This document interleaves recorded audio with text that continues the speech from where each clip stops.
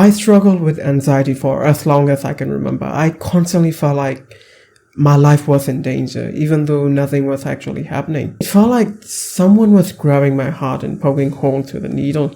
It hurts physically, and I could hardly breathe. It got to a point where I couldn't sleep, I couldn't focus, and I couldn't enjoy on anything at all. So I went all in. I read every book I could find, I watched lectures, I listened to experts, and after hundreds of notes and months of self-healing, I finally figured out how to break free from this mental prison. So in this video, I'm going to break down what anxiety really is, why it happens, and what you can do to take back control of your life. But before we get into all of that, what if I tell you that your anxiety isn't your weakness, but it is an alarming system trying to protect you? You probably think that anxiety is an overthinking problem. Yeah, it's true, but it's not the full story. There is a structure deep in our brain called the amygdala. It's our internal alarm system. Its job is to scan for threats and keep you safe. If it senses any danger, whether it's real or imagined, it hits a panic button. Your body turns into fight or flight state. Your heart rate will rise, your muscle will tense, and your breathing will be shallow. And this system is incredibly useful when we are running away from predators in the wild back in the day. But the problem is your brain doesn't know the difference between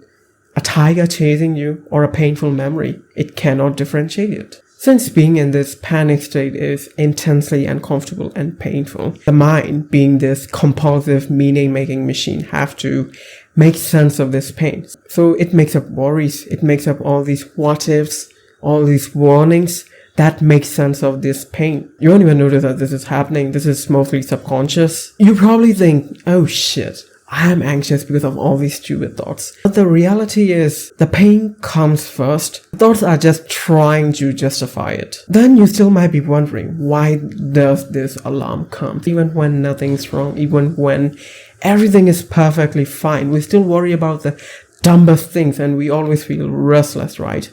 Turns out it might not be about what's happening right now. It's about what happened years ago. All anxiety comes from one single thing. It's a separation anxiety, a separation from ourselves. And that disconnection comes from a separation with our parents. As a child, if you feel emotionally distant from the people who are supposed to love you, who are supposed to protect you, your nervous system picks up on that. It sends out this quiet alarm, even if everything looks fine on the surface. This is called parental mismatch. See, if you grew up in an abusive household or your parents got divorced, it might be kinda easy to find out the root cause of why you get anxious all the time. But what if none of that happened? That was my case because I had a pretty good childhood.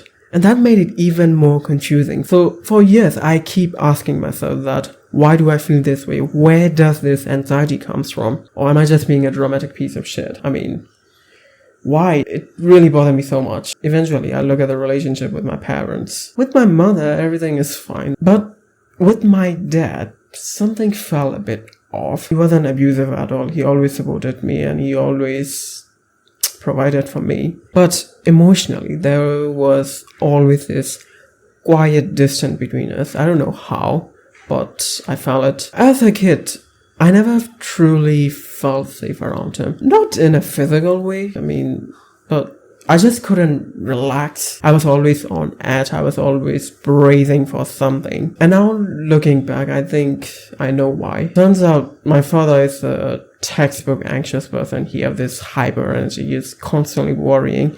He's very intense. He was tough. And that energy, even though it wasn't directed at me, it created an atmosphere that made my nervous system to always stay on high alert. So while nothing bad was actually happened on the outside, but in the inside, I was constantly absorbing that anxious energy. As a kids, we are wired to seek connection. We want to feel safe. We want to feel belong to our parents. And that sense of belonging is how we develop an internal sense of security. That's how we develop a secure attachment style. But when that connection isn't fully there, even in subtle ways, like in my case, it creates this alarm system to our body. And as a kid, we don't know what the hell is going on, right? So that alarm gets trapped in our body. And as we grow older, it showed up as this constant worrying, all these what if, that something is about to happen, even when everything is fine. That's why we always feel unsafe in our body. So this is an actionable step. Grab a notebook and a pen. Try to think of how did you feel when you were around your parents or your caregiver. Ask yourself, when was the first time that I felt this fear or anxiety? As a child, how was I taught to deal with big emotions? Do I feel any disconnection with my parents? As a child, is there any need that I didn't met? Now, I'm not saying this to blame your parents and be a victim. That's not the point. But it is important to understand where it all began, because awareness is the first step. But here's what most people get wrong again. Even after they know where their anxiety began, they just jump straight into fixing mode. They try to do positive thinking and they try to analyze their thoughts. I'm not saying those things are bad, those are useful, but those are more like fixing the symptoms instead of fixing the root cause. To heal our anxiety, we have to start with our body. Regulate the body and the mind will follow. That's a quote from Peter Levine. He's the creator of somatic experience. Your anxiety is basically a body alarm that never got acknowledged. Ask yourself, where do I feel the pain whenever I get anxious? For me, it's usually around my heart area. For some people, it's around their throats or their sternum. It depends. But you need to find out where is it. That pain or that alarm is your inner child screaming for help. I know, this sounds a bit woo and cringe, but if you know anything about self-healing and mental health, you know the importance of dealing with our inner child. When we feel this anxiety, when we feel this pain, we normally try to distract ourselves with walking, with scrolling, with doing stupid things. I mean, that's what I did for years, but it never go away. It just numb that pain. But every time that pain gets stronger and stronger, we heal our anxiety by allowing ourselves to feel that pain that we've been running for years. Would you ignore a child that's crying in front of you? Maybe I would do that because I kind of hate children. But in all seriousness, you probably don't, right? You hold them and you try to comfort them. But when it comes to ourselves, we never do that. We'd say, no, I'm busy. No, we just, no, fuck, why am I feeling this way? I mean, we just push that away. Especially as male, we have this so little emotional intelligence that most of the time we don't even know what we're feeling. We only know anger, or we just run away from that pain. We just numb it. We just push it down. And that's really bad. Every time we act like this, every time we numb ourselves, we are abandoning ourselves. We need to allow ourselves to sit with that pain. So next time you feel anxious, put your hand on the part of the body that you feel the pain. For me, it's around my heart. The reason I tell you to put on that body part is when you put your hand on it, you shift your focus onto the body part instead of your thoughts. Tell yourself, okay, I'm feeling the pain and it's okay. I'm actually safe. There is not in danger anymore. I know this sounds woo. It's super cringe, but this is actually a technique from Dr. Russell Kennedy. He is actually an expert on this healing anxiety, and it really changed my life, and it really changed how I deal with anxiety. And then you need to take 3 short breaths and then pause for like 5 seconds. Then close your teeth and then breathe out like you are deflating a tire. I mean, I'll do with you right now, like this.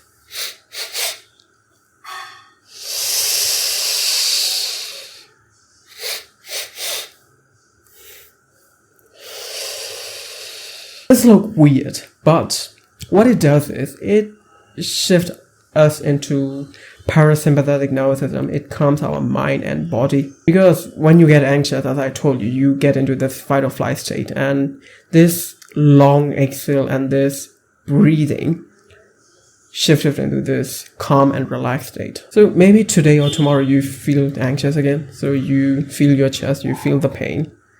You tell yourself, I'm okay, and then you do these deep breaths instead of reaching to your phone or instead of trying to distract yourself. This is your inner child asking for help because it never got what it really needs. You have to be there for yourself because no one is going to come and save you. You cannot depend on anyone for your anxiety. You have to fix this for yourself, and it's gonna be super painful. But the more you stay with this pain, the less you will likely to go through your head and start to ruminate, start to overthink stupid thoughts. So now that you have learned how to sit with this alarm, but you don't just wait here, you create some conditions to make the healing process faster. So here are 2 non-negotiable things that you must be doing. The first thing is you need to do breath walks, because when you control your breath, you control your state of mind. It is the fastest way to shift your mind from fight or flight state to relaxed state. So you can do Wim Hof breathing, box breathing, 4-7-8 breathing, or even just long exhale. You can do what you like, whatever that is convenient for you. Just 5 to 10 minutes of breath work every morning is more than enough. The next thing, you need to exercise. As an anxious person, you have a lot of energy trapped in your body and you have to use it. If not, it's gonna use you and it's gonna trick you into all these stupid bullshit things. So you need to exercise, whether it is lifting weights, doing sports, whatever you like. When I train hard every day, I don't overthink that much because I feel exhausted and then I feel great. And I can notice the days when I don't train, I had more anxious thoughts. So it's a game changer. You probably know the benefits of exercise, so I don't really need to stress that much. Just do the 2 thing and you will be good. I really hope this video helped you in some way, and I hope you guys having a great day, and thank you so much for watching, guys.